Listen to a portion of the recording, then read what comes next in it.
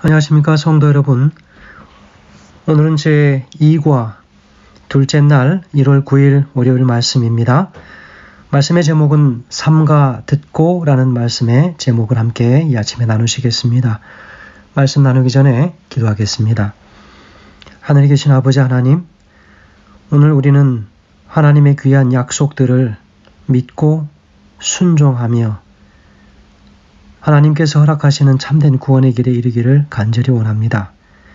특별히 삼가 듣고 하나님의 말씀을 순종할 수 있는 열린 마음 허락하시고 하나님의 말씀을 듣기는 속히 할 수 있도록 주님 도와주시옵소서. 이스라엘 백성들의 여정 속에서 모세를 통하여 대언하여 말씀하신 하나님의 귀한 말씀을 우리가 순종하고 결국은 하나님께서 원하시는 삶을 살 수 있도록 인도하여 주시기를 예수님의 이름으로 간절히 기도합니다. 아멘. 오늘 우리는 삼가 듣고 라고 하는 제목을 가지고 우리가 신명기에 나와 있는 말씀을 함께 대하게 됩니다. 여러분, 신명기는 우리가 잘 아는 것처럼 모세를 통하여 이스라엘 백성들을 광야로 이끄시고 광야의 모든 이 40년간의 여정을 모세가 인도하는 그 시간이 이제는 거의 마지막이 되어서 하나님의 백성들에게 광야에서 새롭게 태어난 광야 세대들, 다시 말하면 이 세대들에게 주는 모세의 부탁입니다. 이 신명기 이 말씀은 세 개의 설교문으로 그렇게 이루어져 있지요. 모세가 이스라엘 백성들의 과거와 현재와 미래에 대하여 염려하여 주는 그런 교훈의 말씀입니다. 특별히 이스라엘 백성들에게 하나님의 말씀, 여호와 말씀에 순종하기를 간청하는 그런 부탁의 말씀이죠. 특별히 신명기의 말씀은 여리고라든지 요단 동편 그리고 모압 평지 등지에서 이루어진 그 여러 사건들을 다루고 있다고 하는 것을 오늘 우리가 기억해야 할 것입니다. 오늘 우리가 본문의 말씀 들어가기 전에 개략적인 신명기의 말씀을 좀 이해하면 좋겠습니다. 여러분, 신명기는 광야 세대를 위한 모세의 유언이고 설교입니다. 표제의 말씀에는 그 말씀들이라고 하는 바로 바테바림이라고 하는 히브리 언어로 표시되어져 있습니다. 그래서 그 말씀들에 순종할 것에 관하여 강조하고 있는 것이죠. 신명기는 율법의 5번째 책이다 라고도 이야기하죠. 다시 말하면 모세오경의 완결편이라고 할 수 있겠습니다. 그래서 유대인들은 바로 이 율법의 반복이다 라고 할 만큼 신명기의 말씀을 그렇게 귀하게 그들이 여기지요. 그래서 70인역에서는 두 번째 율법이다 라고 그렇게 이야기를 하고 있습니다. 우리가 잘 아시는 대로 신명기는 기억의 책이라고도 불리기도 하지 않습니까? 하나님의 말씀을 듣고 그에게 순종하도록 하게 하는 것입니다. 그래서 하나님의 복을 누릴 수 있는 이스라엘 백성들이 되도록 모세가 그렇게 격려하고 있습니다. 모세는 그리스도의 모형이라고도 하지 않습니까?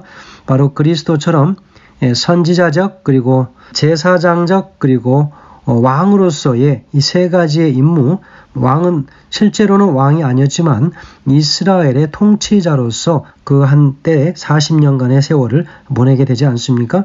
그래서 이 세 가지의 직책을 수행한 것을 보면 예수 그리스도와 동일한 점이 있다고 하는 것, 그래서 모세는 그리스도의 모형으로 불려지기도 합니다.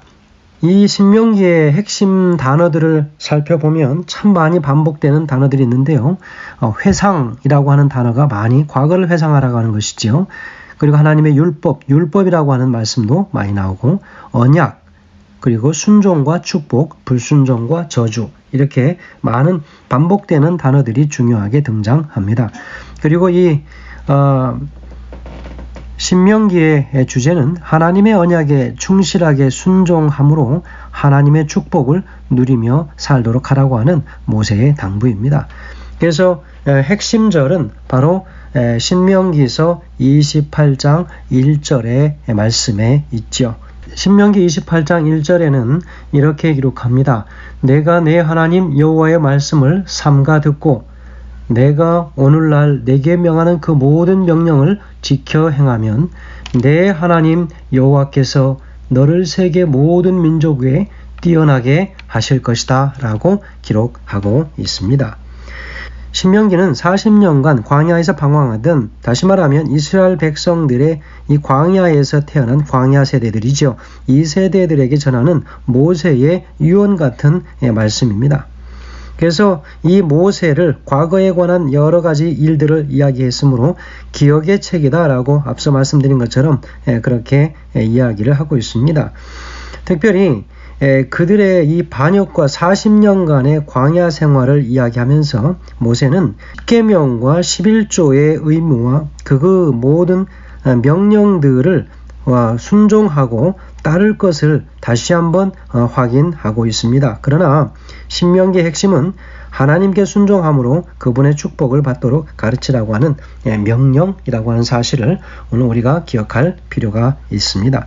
신명기에서 28장 1절에서 그 14절의 말씀들은 모세가 백성들에게 향하여 한 모든 조건들, 명령들을 지켜 행할 것에 관하여 이야기하고 있습니다.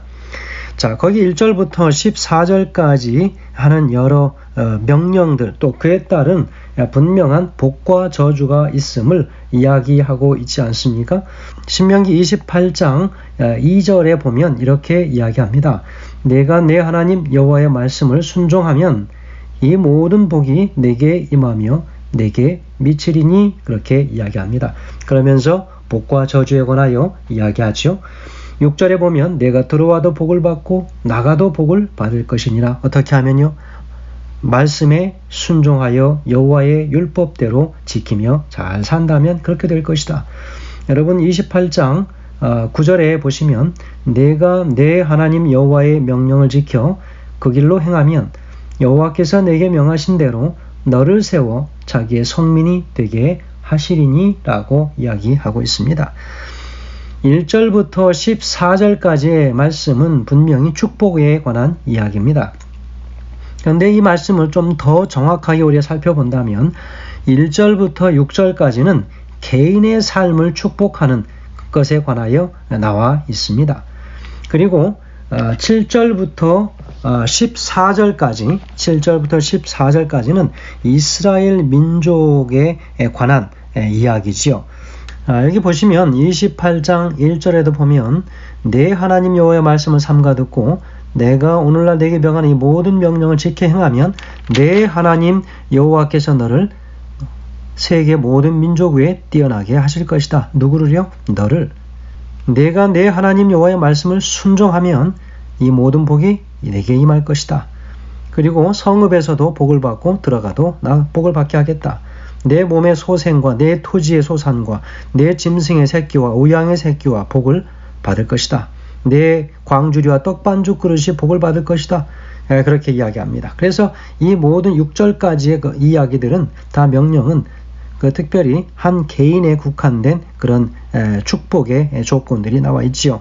자, 7절부터는요. 보시면 내 대적이 일어나 너를 치려 하면 여호와께서 그들을 내 앞에서 패하게 하리니 그들이 한 길로 너를 치러 들어왔으나 내 앞에서는 7길로 도망하리라. 여호와께서 명하사 내 창과 내 하나님의 손으로 하는 모든 일에 복을 내리시고 내 하나님 여호와께서 내게 주시는 땅에서 내게 복을 주실 것이다. 내가 내 하나님 여호와의 명령을 지켜 그 길로 행하면 여호와께서 내게 명하신 대로 너를 세워 자기의 성민이 되게 하시리니 백성들이 되게 하겠다. 이렇게 이야기하고 있습니다. 그래서 세계 만민이 너를 보고 두려워하리라 또 이야기하고, 그리고 내 열조에게 맹세하신 대로 땅에서 내게 복을 주사 내 몸의 소생과 육축의 새끼와 토지의 소산으로 많게 하겠다. 그리고 12절, 13절, 14절 계속해서 그렇게 이야기하고 있습니다. 자, 그래서 신명기 28장 1절에서 14절까지에 보면 하나님께서 복과 저주에 관한 분명한 말씀을 주시는데 특별히 한 개인과 그리고 그 집단적인 어떤 그 민족적인 복을 이야기하고 있다는 것이죠. 그러나 여기서 한 가지 우리가 분명하게 중요하게 생각해야 할 것은 하나님의 법에 순종하고 순종하지 않는 것은 우리의 인간들의 자유의 의지에 의하여 정해진다고 하는 것입니다. 그래서 하나님께서 우리에게 자유의 의지를 주심으로 인하여 제가 말씀드렸던 것처럼 자유의 의지는 하나님께서 우리를 창조하시고 주신 가장 큰 사랑을 보여주셨는데 그 사랑의 극치가 바로 자유의 의지라고 말할 수 있습니다. 그것을 활용하여서 하나님을 두려워할 줄 알고 그 말씀에 순종할 줄 아는 하나님의 백성들이 되라 라고 당부하고 있는 것이지요.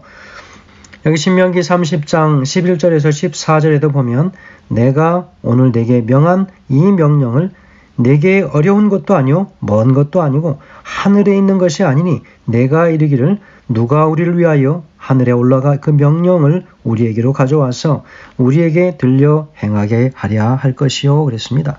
이것이 바다 밖에 있는 것도 아니고 내가 이르기를 누가 우리를 위하여 바다를 건너가서 그의 명령을 우리에게로 가져와서 우리에게 들려 행하게 하랴 할 것도 아니라 오직 말씀이 내게 가까워서 내 입에 있으며 내 마음에 있은즉 내가 이를 행할 수 있느니라 했습니다.